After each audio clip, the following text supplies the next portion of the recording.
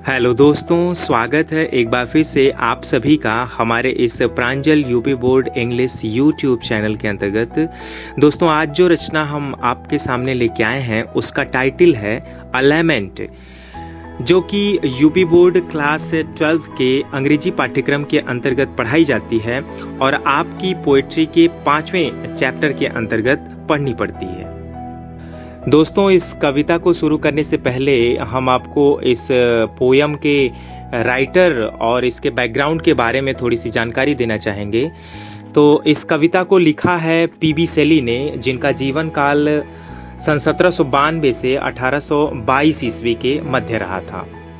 PB Shelley का पूरा नाम पर्सी बेसी शैली है और ये एक पेसिमिस्टिक पोएट थे, यानी कि निराशावादी कवि थे। इनकी सारी रचनाएं जो है वो पेसिमिज्म पे आधारित हैं, यानी कि निराशावाद पर आधारित हैं। और ये एक नास्तिक भी थे, एथेइस्ट थे। शैली का जन्म 4 अगस्त 1792 को इंग्लैंड में हुआ था। इनके पिता का नाम टिमोथी और माँ का नाम एलिजाबेथ शैली था। ये अपने माता पिता के सबसे बड़े बेटे थे। इनकी प्रारंभिक शिक्षा ईटन कॉलेज इंग्लैंड में हुई थी और फिर बाद में ये ऑक्सफोर्ड यूनिवर्सिटी चले गए। इन्होंने ईटन कॉलेज में रहते हुए कविताएं लिखना शुरू किया। इन्होंने कई सारे नॉवेल्स भी लिखे। इनका पहला उपन्यास एक प्रकार का गोथिक नॉवेल था, जो कि नास्तिक विचारधारा पर आधारित था। ऑक्सफोर्ड में रहते हुए इन्होंने एक पम्फलेट लिखा जिसका टाइटल था द नेसेसिटी ऑफ एथेइज्म, अर्थात नास्तिकता की आवश्यकता, जिसके कारण 1 वर्ष के लिए इनको ऑक्सफोर्ड यूनिवर्सिटी से निष्कासित कर दिया गया। यदि उनके पिता इसमें हस्तक्षेप करते तो शायद इनको फिर से उस कॉलेज में एडमिशन दिया जा सकता था, लेकिन उन्होंने ऐसा नहीं किया, जिसके कारण पिता और पुत्र के संबंधों पर हमेशा के लिए फुल स्टॉप लग गया। 19 वर्ष की उम्र में शैली ने 16 वर्ष की हैरियट वेस्टब्रुक से शादी की और स्कॉटलैंड चले गए। नवंबर 1814 में हैरियट शैली ने एक बेटे को जन्म दिया और ठीक 2 वर्ष बाद अपने वैवाहिक जीवन से तंग आकर के 1816 में हैरियट ने आत्महत्या कर ली, जिसका शव लंदन के एक पार्क से बरामद किया गया।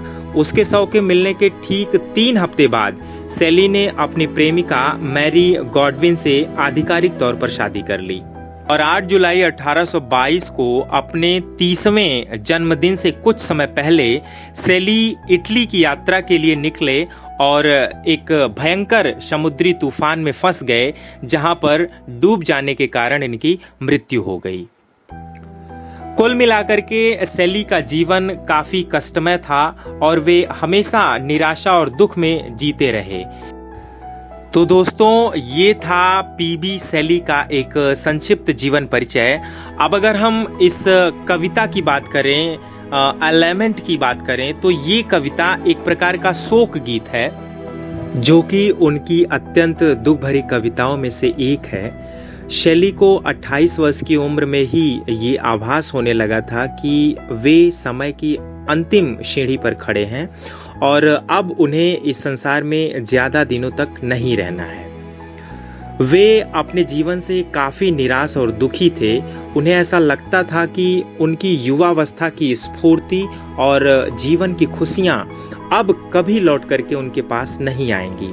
अपने जीवन की इसी निराशा का वर्णन पीबी शैली ने इस कविता में किया है। तो चलिए देखते हैं हम इस कविता को। यह कविता काफ़ी छोटी है, इसमें सिर्फ 2 ही स्टैंजा हैं और पूरी कविता में केवल 10 लाइनें हैं। तो चलिए शुरू करते हैं आज की हमारी पोयम, जिसका टाइटल है अलाइनमेंट। कविता का पहला स्टैंजा है, O world, O life, O time, on whose last step I climb, trembling at that where I had stood before. When will return the glory of your prime? No more, oh nevermore. O world, हे संसार, ओ life, हे जीवन, ओ time और हे समय।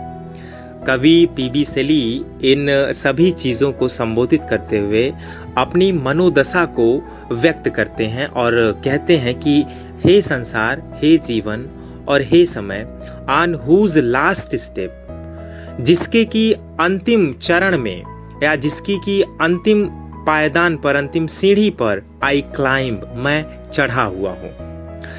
Trembling at that where I had stood before, trembling का मतलब है लड़खड़ाना, at that जिस पर, where जहां, आई हैड मैं था, स्टूड बिफोर खड़ा हुआ पहले, जहां मैं पहले भी कई बार खड़ा हुआ था, आज उसी स्टेप पर, उसी सीढ़ी पर मैं लड़खड़ा रहा हूं।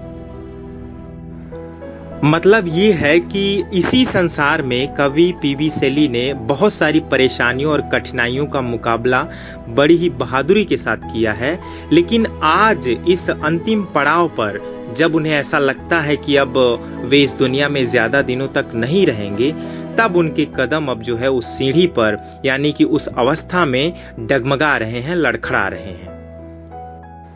When will return the glory of your prime? देखिए इसमें क्वेश्चन मार्क लगा हुआ है। ये लाइन जो है एक इंटीरियर मोनोलॉग है, जो कि कवि अपने आप से प्रश्न पूछता है और कहता है कि when will return, कब वापस आएगा, the glory of your prime, तुम्हारी युवावस्था की जो ग्लोरी है, जो शौर्य है, जो कीर्ति है, जो वैभव है, वो कब लौट करके वापस आएगा।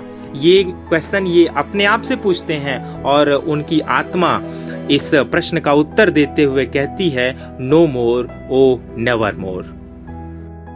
नो मोर का मतलब है और नहीं, ओ नेवर मोर अरे और कभी नहीं। मतलब ये कि पीबी शैली स्वयं से ही बात कर रहे हैं और अपने आप से ही कुछ प्रश्न पूछते हैं जिसका उत्तर वे स्वयं ही देते हैं। अगर हम इस कविता के भाव को थोड़ा सा समझने का प्रयास करें तो ऐसा लगता है जैसे पीबी शैली अपने जीवन के अंतिम पड़ाव पर हैं और इन तीनों शब्दों के माध्यम से, ओ world, O life, O time के माध्यम से वे अपने हृदय की वेदना को प्रकट कर रहे हैं और इस संसार की तुलना एक सीढ़ी से करते हुए कहते हैं कि इस सीढ़ी के अंतिम डंडे पर मैं चढ़ रहा हूँ। इसी संसार में मैंने बहुत सारी कठिनाइयों और परेशानियों का मुकाबला बड़ी बहादुरी के साथ किया था, लेकिन आज उन्हीं कठिनाइयों और परेशानियों का सामना करने से मैं घबरा रहा हूँ। और फिर अपने आप से ही एक प्रश्न भी पूछते हैं कि उनकी जवानी के दिनों की जो खुशियां थीं वो वापस लौट करके कब आएंगी। फिर इसका उत्तर ही स्वयं देते हुए कहते हैं कि शायद वो खुशियां अब मेरे जीवन में कभी नहीं आएंगी। तो आप समझ सकते हैं कि उस समय कवि पीबी शैली कितने दुखी रहे होंगे, कितने कष्ट में रहे होंगे जब इन्होंने इन लाइनों को लिखा होगा। अगला और अंतिम स्टैंजा है out of the day and night a joy has taken flight, fresh spring and summer and winter hoar move my faint heart with grief but with delight, no more, O never more. Out of the day and night, दिन और रात में से, अर्थात कवि के जीवन से, अ जॉय हैज टेकन फ्लाइट, खुशियों ने उड़ान भर ली है, उसके जीवन की सारी खुशियां समाप्त हो गई हैं।